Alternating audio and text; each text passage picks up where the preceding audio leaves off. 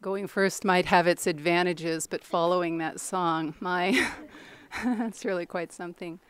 Good morning, everyone. And I see a lot of people I don't know.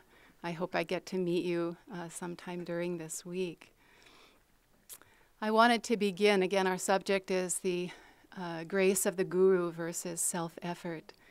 I wanted to begin with a story that Swamiji likes to share. It's oftentimes told in India. It's about a group of individuals from many different parts of the world.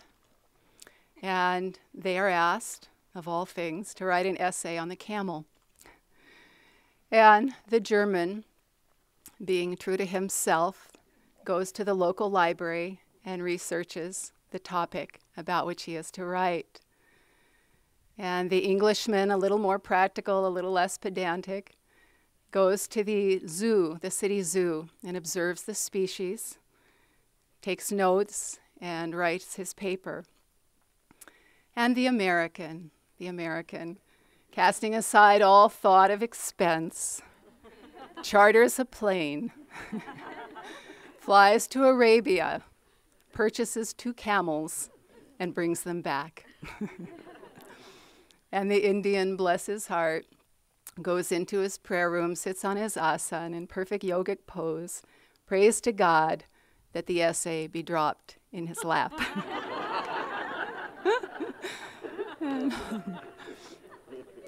There's a lot of confusion about grace and self-effort that can be put to rest if we look simply to the lives of the masters.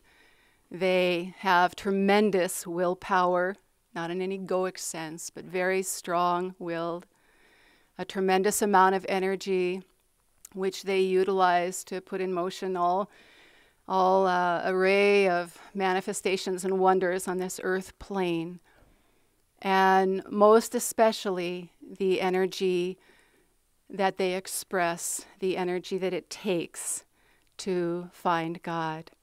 Any devotee worth his salt, as the saying goes, knows that we incarnate on this planet, that we live this life, that we breathe, that we eat, that we act, that we die by the grace of God. And any village, Ananda village resident, any resident of Ananda worldwide, wherever you are, any friend, any member of this spiritual family knows that this exists. This energy is held here by the grace of God. And the disciple, the member of this family, knows that we cannot take for granted the grace of God, that it is a divine gift. Yogananda said that the spiritual path is 25% our effort, 25% the effort of the Guru on our behalf, and 50% the grace of God. And that 25% of ours, that's going to take everything we have, and more than we can imagine. Yogananda said, if you want God, go after him. Go after him. It takes great determination and steadfast effort. There was a disciple of Yogananda's by the name Devi Mukherjee, not the Devi that most of us have been introduced to when we've gone on pilgrimage to India, but a young disciple, a young monk from India. And Yogananda was correcting him and suggesting that he work on overcoming a habit of his, which was to joke a lot and goof around a lot. And he said to Yogananda, I know it's a bad habit, but how can I change without your blessings? And at that moment, Yogananda said, you have my blessings. You have God's blessings. All that is lacking are your blessings. And Swamiji says when he tells this story in India, he gets a very interesting response. He starts out with Devi repeating Devi's words to Master, how can I change without your blessings? And as Indian audiences, all of a sudden you hear this, oh, this, they understand grace. It's all about grace, the grace of God. How can I change without your blessings? What other question is there? What other answer is there to solve this dilemma, to overcome this habit or whatever it is? And then Swamiji says, when he answers with Yogananda's response, you have my blessings. You have God's blessings. All that are lacking are your blessings. And at that point, his audience is, oh, just this pitiful groan. Because it is at that point, through the Guru's words and vibration, that they understand, that we understand we have work to do. We have work to do. On the spiritual path, God has given us in life, in this incarnation, to the extent that we utilize it and draw upon it, the free will to seek Him or reject Him. If we live this life, if we act through self-effort alone, centered in the ego, then our lives play into the hand of karma.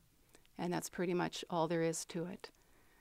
But if we open to divine grace, if we call on the Guru, if we try to attune to that consciousness that the Masters are holding there for us to draw upon, then doors open.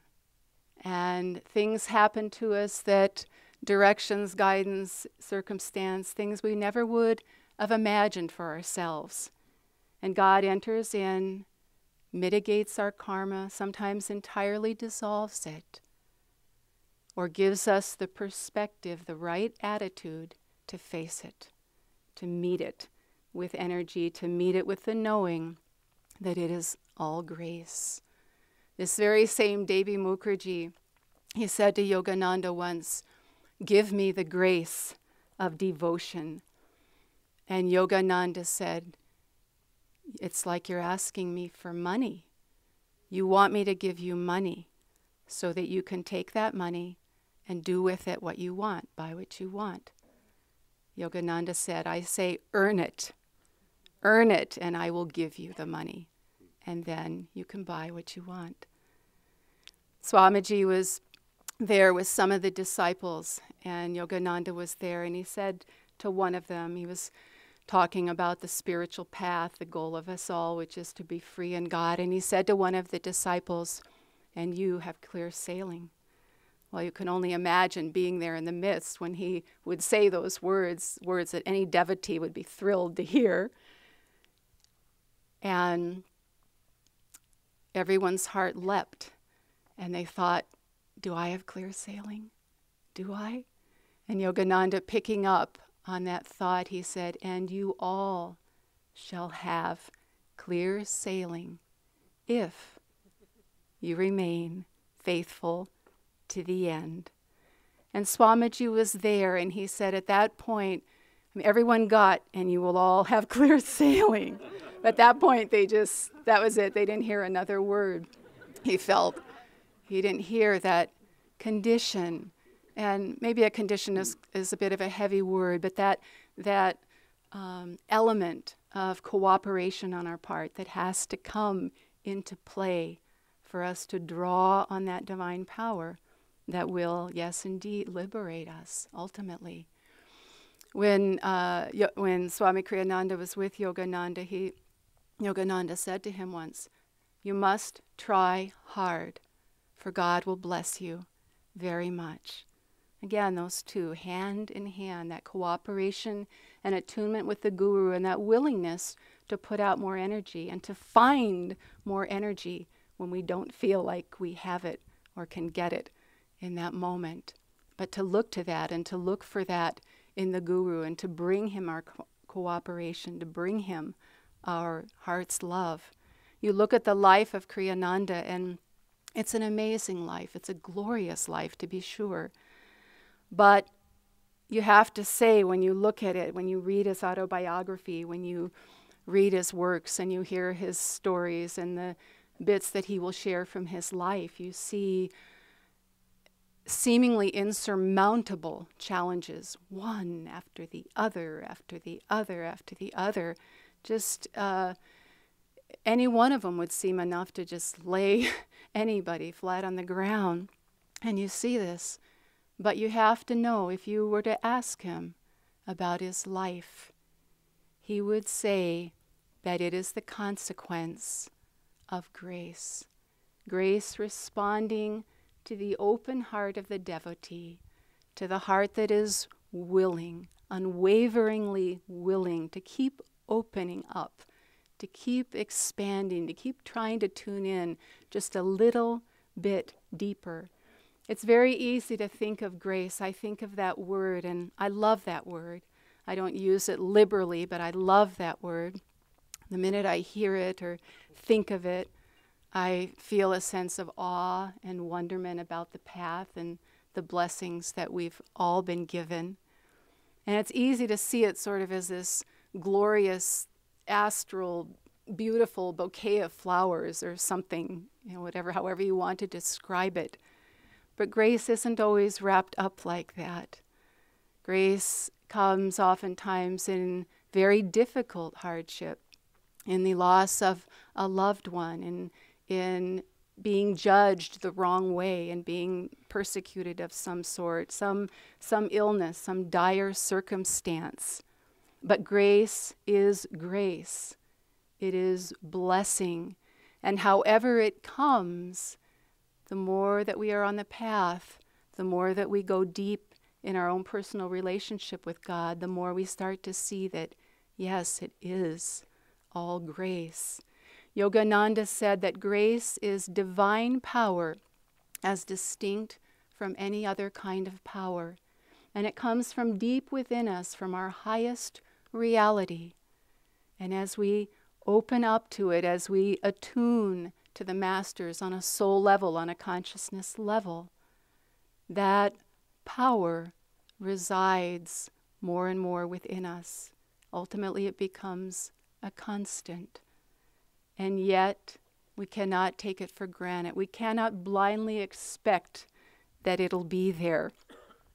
Yogananda, one of his disciples, a woman disciple, you see, it's not that black and white. Even we as devotees, as disciples, stumble over this balance between effort and grace. And here this disciple, she would always take risks, big risks. And people would question her about it, advise her against it. And she would say, Guru will protect me. Guru will take care of me. And finally, one of the other disciples went to Yogananda and told him what she was saying. And you know what he said? He said, of all things, I'd like to see her drive off a cliff and see if I or God himself would intercede and protect her from the consequences of her folly. Well, that's pretty black and white there. There's no murky ground there. And it's not that the guru is heartless and uncaring, but it's a very dramatic account, a real account of where we need to be in consciousness to attract that grace, to magnetize that grace, to live more and more in that grace. There's a wonderful story about a great master, Swami Shankaracharya. And he was standing on the banks of the river, this big expanse. And on the other side was a very close disciple of his. And all he did was look across that expanse, connect with his eyes with that disciple, and he just said, come. And that disciple unhesitatingly put a foot forward and started to walk across that expanse of water. And when he put his first foot down, a lotus pad came up from nowhere under his foot and held him. And he put his next foot forward, and a lotus pad came up and held him. And all the way across the river, he walked in this manner.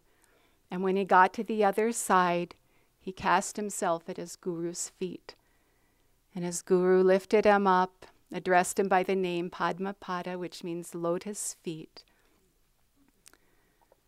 It never occurred to that disciple, I dare say that there was even water in front of him. It never occurred to him to think, is the current going fast? What if I get out there? What if it's over my head? What if I sink? What if I drown? What if I'm carried away? None of those thoughts were there. Just that unhesitating response to cooperate, to reach out to the Guru. And Yogananda says that again, we can't blindly expect grace, nor even anticipate it. But we have to operate from what we know of grace. Grace operates through faith. It operates through our love for God, our cooperation. It operates through our own realization. And so what we know of God, that's how we approach life. That's how we magnetize grace. And this disciple, it wasn't as though he had seen his guru do this before for somebody else. He had never seen this, but he wasn't thinking about it either. It was happening. It was happening.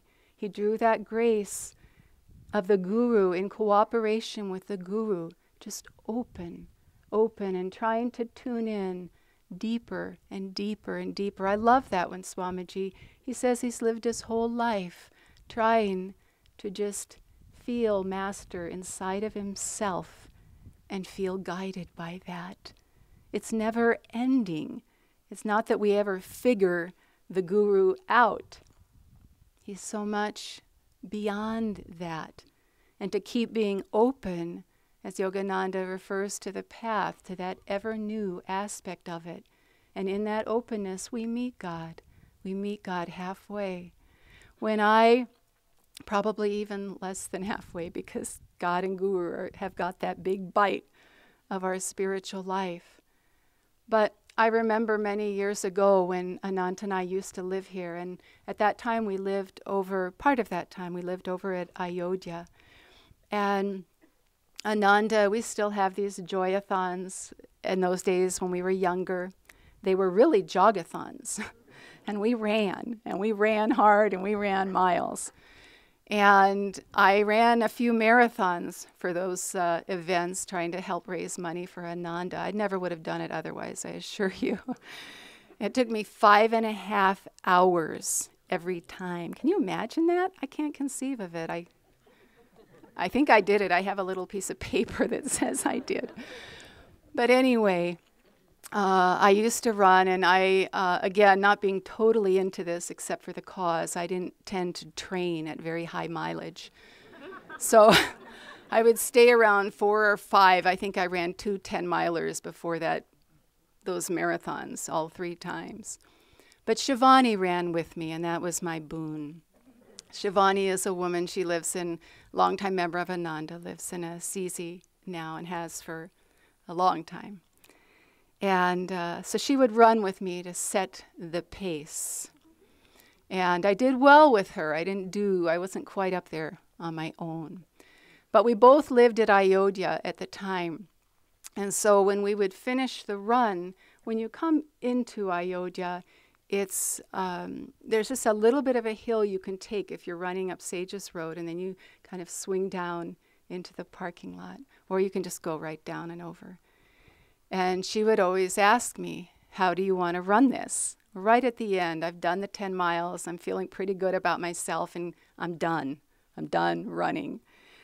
But I learned after the first time that you say yes uphill. And she said, we don't slide into heaven. Let's go uphill. And it's not a big uphill, but it was just the point.